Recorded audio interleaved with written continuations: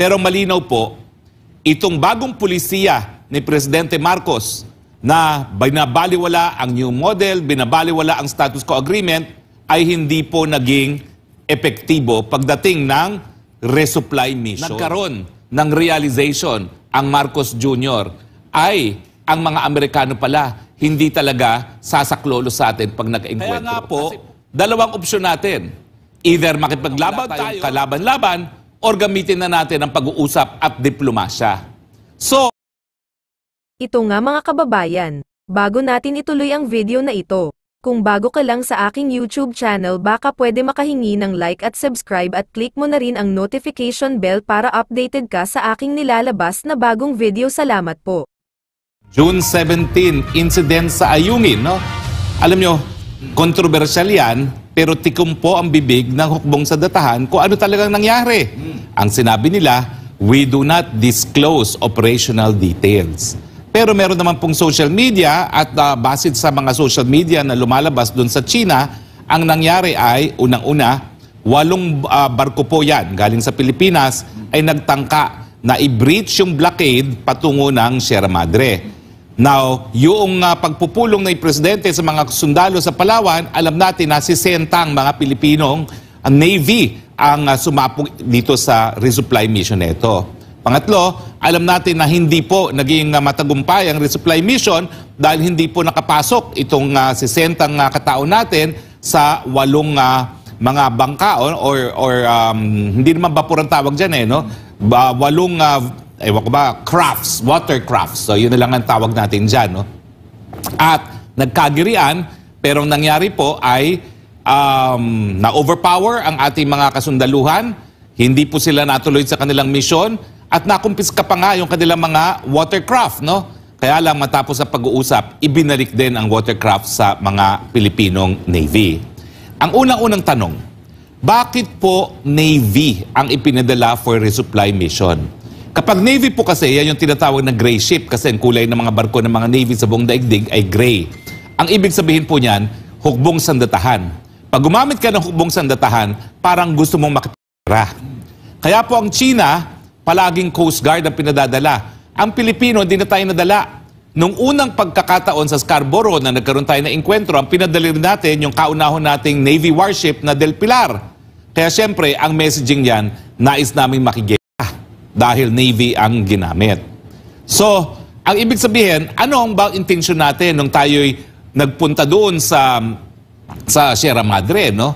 60 po yan, 70 na mga Navy, at hindi lang ordinaryong Navy, ha? Ito ay mga Navy SEALs, yung Special Action Force ng Navy.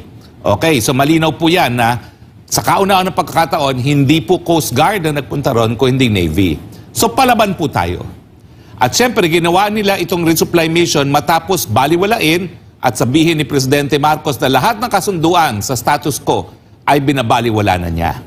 Kasama dun sa status quo, di umano, yung pinasok na kasunduan ni Rear Admiral Carlos na tinatawag na new model na dapat magbigay ng prior notice ang Pilipinas kung tayo ay magre-resupply mission. So ano po ang mga nakikita natin mga conclusion, mga partners? Kinakailangan kasi himay-himay natin mabuti ito. Unang-una, nung nangyari yan, maanghang ang salita ni Defense Secretary Guibo. Aggression ng China. At saka para bagang ito na ang gera. Kasi ito yung kauna-unang enkwentro na merong isang sundalo na nasugatan at tanggalan ng thumb. No? Pangalawa, yun nga, ayaw nila magbigay ng detalye kung anong nangyari. So bakit? Bakit merong news blackout? Samantalang sa social media naman sa China, alam natin kung ano nangyari at alam na rin natin, inaamin naman nila na nag-resupply mission, na hindi naging matagumpay, na si Senta pinapunta nila, na Navy ang ginamit. So ang conclusion natin, binaliwala na ni Presidente Marcos lahat yung mga kasunduan sa panahon ni Presidente Aquino, sa panahon ni Presidente Duterte, at nabigo tayo na mag-deliver ng pagkain at tubig. Bagamat dun sa mga footage na nakita natin, wala tayong nakitang pagkain at tubig. Ang nakita natin, may isang bag doon na sinungkit na ang laman pala ay mga high-powered firearms. Ibig sabihin, ang dadalhin sa Sierra Madre, mga sandata. Pero sa akin, okay yon kasi Navy naman yung naka-station doon sa Sierra Madre. Navy ship naman yon. Pero ito yung sinasabi ng China rin na dapat ang dadalhin mo pagkain at tubig. Doon sa video, doon sa 8 water vessels natin, wala akong nakitang pagkain. Although kay iba may nakita, no? So hindi ko alam talaga kung anong dadali nila doon. Pero malinaw po, itong bagong pulisiya ni Presidente Marcos na binabaliwala ang new model, binabaliwala ang status quo agreement, ay hindi po naging epektibo pagdating ng resupply mission. Bigo. Ibig sabihin, okay mangarap, pero hindi po pwede na lahat ng pangarap magkakaroon ng katuparan sa totoong buhay.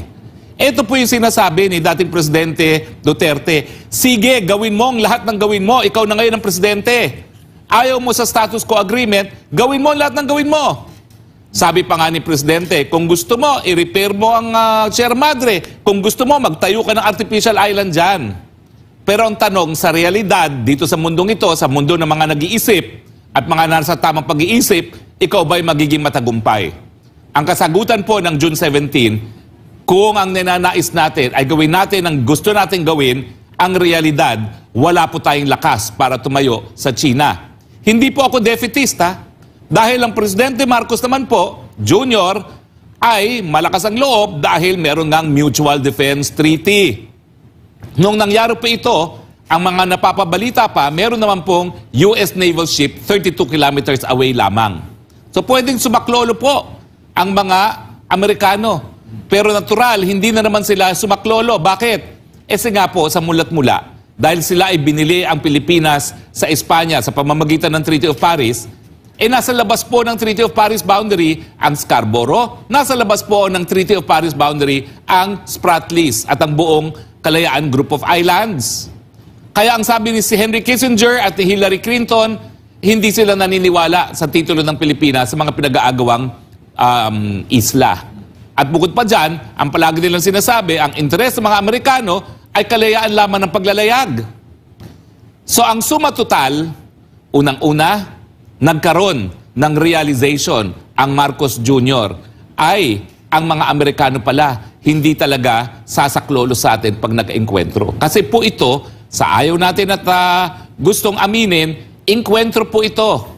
Sinumbukan din natin kung sasaklolo mga Amerikano, hindi po sumaklolo. Bagamat, pansinin niyo po ha, ang unang-unang nagkondena dito sa insidente ito, nauna pa kay Secretary Gibo Teodoro, yung ambassador ng Amerika sa Pilipinas. Alam na alam niya mga pangyayari. Siguro nakikita nila sa drones kung ano nangyari. Pero para bagang Amerika pa yung nag-involve dito sa mission nito dahil siya yung unang-unang nagsalita sa pagkondena rito. Kung makikita niyo po yung sinusungkit na yon, yun po yung sungkit na isang bag na ang laman ay mga barel.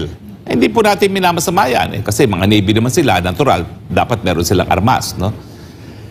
Pero, yun nga po, matapos po itong insidenteng ito, nagkaroon ng press conference si Executive Secretary Bersamin. Ang Executive Secretary po, inter primus pare, ano tawag doon? Inter pares primus ba? The first amongst equals. Siya po ang pinakamataas na miyembro ng gabinete dahil siya talaga yung nakadikit alter ego ng presidente. Primus inter pares. Primus inter pares. Okay, primus inter pares. So, siya po talaga yung number 1 alter ego ng presidente. Anong sabi niya? Unang-una, misunderstanding lang daw ito. Pangalawa, bagamat ayaw nila doon sa prior notification, ngayon daw, ipapublish pa nila sa mga pahayagan ang notification na tayo magkakaroon ng resupply mission. Pangatlo, hindi pa raw po ito armed attack for the purpose of invoking the Mutual Defense Treaty. Ibig sabihin, hindi natin gagamitin ng MDT, hindi natin papapasukin ang mga Amerikano. Okay na po sana yung sinabi ni ES eh. Bakit po? Ang nangyari dun sa June 17 incident, humbling experience. Na-realize natin, uy, wala pala tayong laban talaga sa China at hindi pala talaga sasaklolo mga Amerikano. So kailangan i-tone down natin ang hostilities. So magkaroon ng de-escalation of tension. Yan po ang intensyon ni ES nung siya nagsalita. At sang-ayon po ako dyan. Dahil yan naman po ang sinasabi natin sa mulat-mula. Hindi po pwede na tayo ay magtatapang-tapangan samantalang wala naman tayong sapat na lakas para manalo kung tayo makipagputukan sa China. Wala pong Pilipino na papayag na ang teritoryo natin ay maagaw ng iba. Kaya nga po, dalawang opsyon natin. Either makipaglaban tayo sa giyera na wala tayong kalaban-laban or gamitin na natin ang pag-uusap at diplomasya. So, nung nagsalita si ES, actually, nagalak ako. Kasi bagamat lahat tayo natatakot na kinakaladkad na talaga tayo sa giyera, at least ito ay pinakamalakas na mensahe na hindi po tayo mag-i-escalate. Hindi tayo papayag na talagang dire-diretso na ito sa giyera. Pero, kinontra naman ng spokesperson ng Coast Guard na si Tariela. Unang-una, hindi naman operasyon niya ng Coast Guard. Bakit siya naghihimasok? Meron namang ibang spokesperson ng Navy, di ba? Hindi naman siya. Ang sabi niya, yan ay for approval of the President. Papo, pwede ba yun? Na ang isang spokesperson ng Coast Guard, sasulungatin ang naging official declaration ng Primus Inter Pares na Executive Secretary Bersamin na dati pang Chief Justice? Mas magaling pa ba ang spokesperson ng Coast Guard kesa doon sa Primus